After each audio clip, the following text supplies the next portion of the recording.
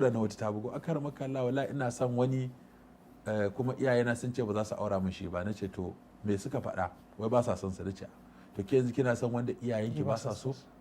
Nace ai ba haka bane malam, amma dai ya kamata tunda na ka. Nace a'a ni ban goyi bayan iyayenki su aura miki wanda ba kya so, amma kima ban goyi bayan ki kawo iyayenki wanda ba sa so.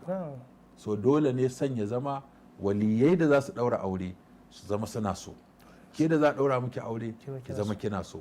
Kakki musu auren dole, kasi miki auren dole. Kakki sa su daura auren dole, kasu kuma su miki auren dole. So ya zama kin kawo wanda suke so, in su suka kawo lalle sai kina so, in ke kika kawo lalle sai suna so. So wannan shine zai bada zaman lafiya. Amma ka auri yarinyar da ita take son ka iyayenta ba sa son ka, to komai sai an samu matsala. Ko kuma ka auri yarinyar da iyayenta suka baka ita ba ta so, to komai tsawon lokaci sai an samu matsala.